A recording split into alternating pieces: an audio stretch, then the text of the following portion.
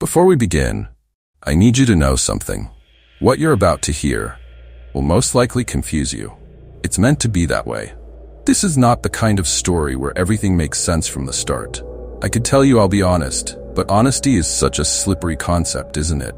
Especially when the truth itself twists and folds in on itself.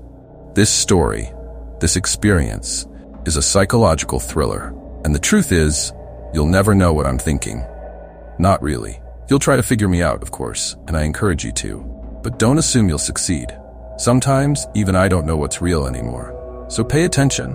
Let's see if you can figure it out before it's too late. I used to be an interrogator. Not just any interrogator, though. I didn't need the tools, the threats, or the violence that most others relied on. No, my weapon was gentler, more precise. My voice, my words, that's all it took. I didn't break my subjects. I didn't need to. I led them. Like guiding a child down a darkened path, I illuminated just enough of the way for them to follow, but not enough for them to see what was lurking in the shadows. Some say my methods were unconventional, but I was effective. They always confessed, eventually, every single one of them, except one. He was different. He didn't break like the others. I could tell from the moment I saw him, the way his eyes never wavered, the way he breathed so evenly. It was as though he already knew what I was going to ask before I even asked it. But I'm getting ahead of myself. You need the full picture, don't you? I remember the day he was brought in. It was raining. The kind of rain that doesn't let up, you know? The kind that beats down on the world, making everything feel heavier. I stood in the corridor, waiting, listening to the sound of his footsteps as he was escorted down the hall. There's something about the rhythm of footsteps.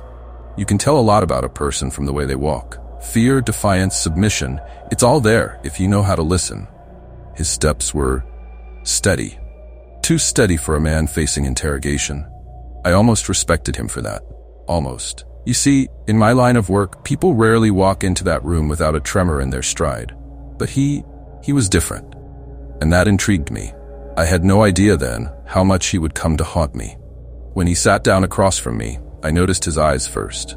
Most people avoid eye contact. They look down at the floor or off to the side, anywhere but at me. But not him. No, his gaze was unwavering. I asked him the first question, something routine, something to ease him in. I think it was, "Why are you here?" He didn't answer immediately. Instead, he leaned back just slightly and looked at me with those calm, unsettling eyes. And then, he smiled. Not a full smile, mind you, but the ghost of one. The kind that sends a chill down your spine because it tells you that they know something you don't. I asked again, this time with more force, and still, he said nothing. Just that smile. So I did what I always did. I started to lead him. I told him stories, painting pictures with my words, showing him the consequences of silence. But he wasn't like the others. He didn't react, he didn't flinch, and that's when I began to wonder. Is he the one interrogating me?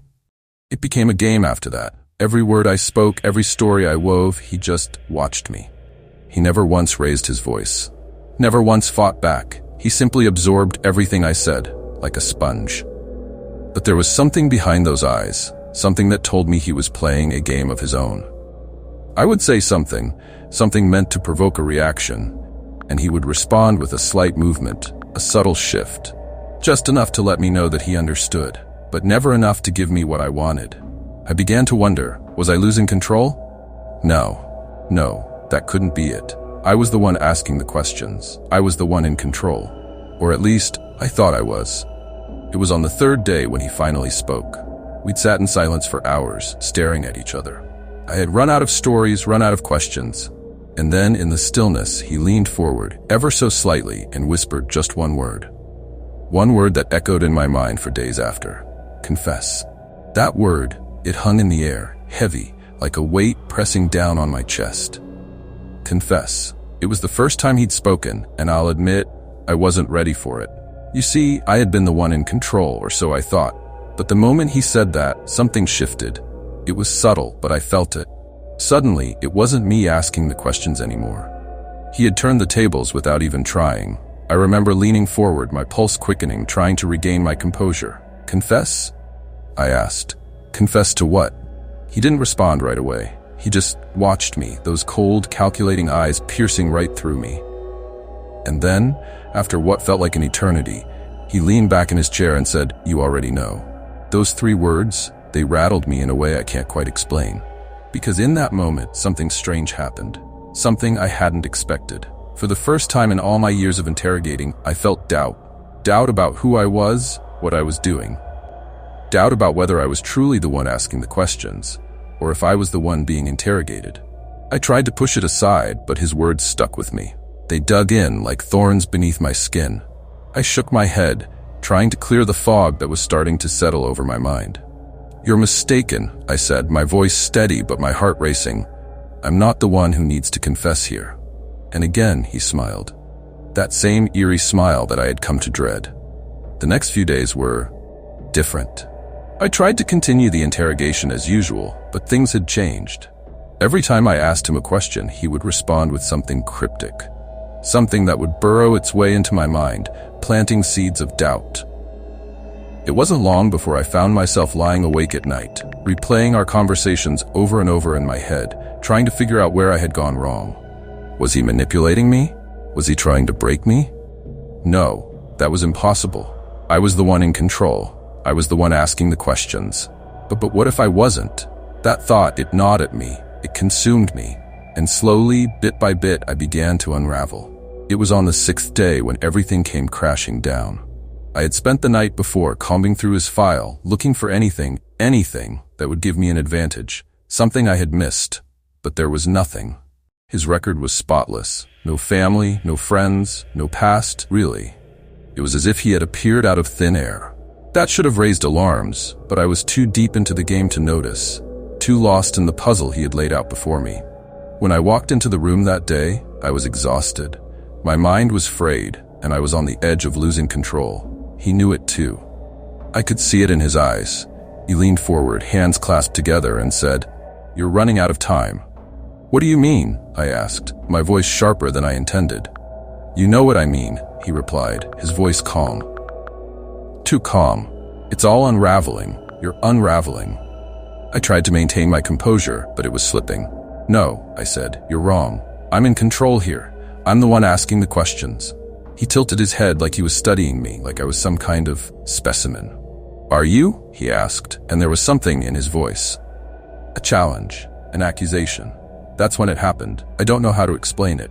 One minute I was standing there asking him questions, and the next, I saw myself sitting in the chair across from him. I blinked, and the vision was gone, but for that split second, it was real. I was the one being interrogated. I stumbled back, gripping the edge of the table to steady myself. What are you doing to me?" I whispered, my voice barely audible. He didn't answer. He didn't need to. From that moment on, I couldn't trust myself. Every word he spoke, every glance, every gesture, it all felt like part of some grand design. A design I couldn't see, but one that was pulling me apart piece by piece. I began to question everything. My memories, my actions, even my own thoughts. Was this all part of his plan? Was I just a pawn in his game? No, that couldn't be true. I was the interrogator. I was in control. I had to be. But the more I tried to convince myself, the more the doubt crept in, until finally I couldn't take it anymore. I walked into the interrogation room for the last time, determined to end it. I was going to get my answers, no matter what it took. But when I opened the door, he wasn't there. The chair was empty. The room was cold. And there, on the table in front of me, was a single sheet of paper. It wasn't much, just a few lines scrawled in a handwriting I didn't recognize. But the message was clear. It simply said, "I told you. You were the one being interrogated." I never saw him again after that. No one knows where he went or how he disappeared. Some say he never existed at all, but I know better. He was real, too real. And now, every night when I close my eyes, I hear his voice, whispering in the dark, telling me to confess. Confess to what? I wish I knew. After he was gone, I spent weeks trying to make sense of it all. I combed through every report, every scrap of evidence, every recorded conversation, looking for something, anything, that would explain what had happened. But there was nothing. No trace of him. No record of the interrogation. It was as if the entire thing had been wiped clean, like it never existed. But I remember every moment, every word, and I remember that feeling, that sinking, suffocating feeling that maybe, just maybe, he was right. It's funny, isn't it? How we convince ourselves we're in control when all along we're just following the script, playing the part we were always meant to play. I thought I was the one asking the questions. I thought I was leading him. But in the end, it was me who was being led. And now, no matter how hard I try, I can't escape that feeling. That creeping, gnawing doubt that burrows its way into my mind whenever I close my eyes. Because here's the thing, I don't know how much of this is real anymore. I don't know what to trust. I don't even know if I can trust myself. There are days, whole days, where I'll find myself sitting in my apartment, staring at the walls, trying to remember what's real. I'll think back to the interrogation, to that room, to him, and I'll ask myself, did it really happen, or was it all in my head? And the scariest part? I don't know. I can't know. But that's not the worst of it. The worst part is that I'm starting to hear him again. At first, it was just at night. I'd be lying in bed, trying to sleep, when I'd hear that voice, his voice whispering to me. It was faint at first, like the sound of the wind brushing against the window, but it grew louder, more insistent, until finally, I couldn't ignore it anymore. "Confess," he would say. Over and over, that same word, the word that started it all. I tried to block it out. I tried to convince myself it wasn't real, that it was just my mind playing tricks on me. But the more I resisted, the more persistent it became. And then one night, I woke up in a cold sweat, and there he was, standing at the foot of my bed, just watching me. That smile, God, that smile, still etched on his face. I blinked and he was gone. But I knew he was still there, waiting, watching. I tried to tell myself it was just a dream. But was it? You see, that's the thing. I don't know anymore. I don't know what's real and what's not. And that's what terrifies me the most. Because if I can't trust my own mind, then what's left? I stopped going into work after that. I couldn't face it. I couldn't face the questions, the stares, the whispers. They knew something was wrong. They could see it in my eyes, the way I flinched at every sound, the way I jumped at every shadow. But they didn't say anything, not directly, they just watched, like he did. Eventually, I just stopped leaving my apartment altogether. The outside world, it didn't feel real anymore, nothing did. And now, here I am, sitting in the dark, talking to you, telling you my story. And you're probably wondering, aren't you? You're wondering if I'm telling the truth, if any of this really happened. But that's the thing, isn't it? You'll never know, because I don't even know myself. Do you hear that? No, of course you don't. But I do, I hear him. Right now, whispering in my ear, confess, confess, confess, and maybe that's what I'll do. Maybe that's the only way to end this. Maybe if I just confess, he'll finally leave me alone. But what do I have to confess to? That's the question, isn't it? A lot, actually. About memory, about reality, about truth. You see, the funny thing is, our minds are such fragile things. It's easy to forget what's real when you're inside your own head for too long. When you don't have someone else to tell you what's real and what's not. But I know what's real. I do. I have to. Or do I? There's something I haven't told you yet. Something that might change how you see things. When I first started this story, I told you I was an interrogator, that I had control. But the truth is, I'm not so sure anymore. Because you see, I've started to remember things, little things, fragments, really, and they don't line up with the story I've been telling you. I remember the room, but was it the same room? I remember the man, but what if he wasn't the one I was interrogating? What if he was the one interrogating me? I know that doesn't make sense. It shouldn't make sense. But the more I think about it, the more I begin to question everything. You see, memories, they're tricky. They change, they warp, they twist, especially when you start looking at them too closely. And I've been looking at them too closely. A few days ago, I found something strange. Something I don't remember writing. It was a journal, my journal. But when I opened it, the words didn't make sense. Pages and pages of notes, written in my own handwriting, but they weren't mine. They couldn't be. Because in the journal, I wasn't the interrogator. I was the one being questioned.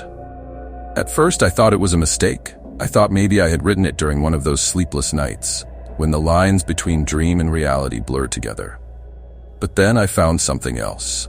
Something that sent a chill down my spine. It was a report. A file, stamped with the same seal as the ones I used to review during interrogations. But this one wasn't about my subject.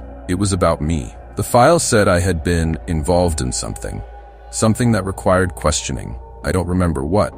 The details were redacted. But there it was, in black and white. My name, my history, my involvement in something I can't quite piece together. And that's when I realized, what if none of this happened the way I think it did? I know what you're thinking.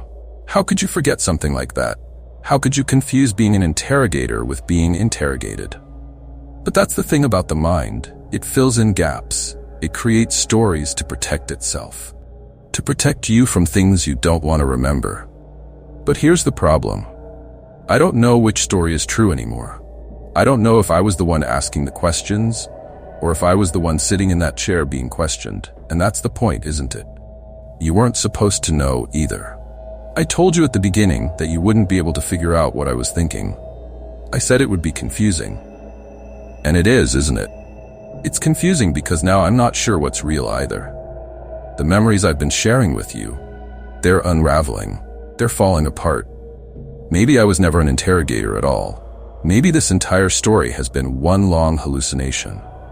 A way to convince myself that I had control, when in reality, I was the one sitting in that chair, staring across the table at someone who knew more about me than I did. Or maybe that's what they want me to think. Do you see? Do you see how easy it is to get lost in your own mind? To believe the stories we tell ourselves? You've been listening to me this whole time, and you've probably believed every word I've said. But now, you're not so sure, are you? And that's exactly how I feel. So what do you think? Was I the interrogator or the subject? Was any of this real? Or just a story I told myself to cope? I guess we'll never know. And that's the beauty of it, isn't it?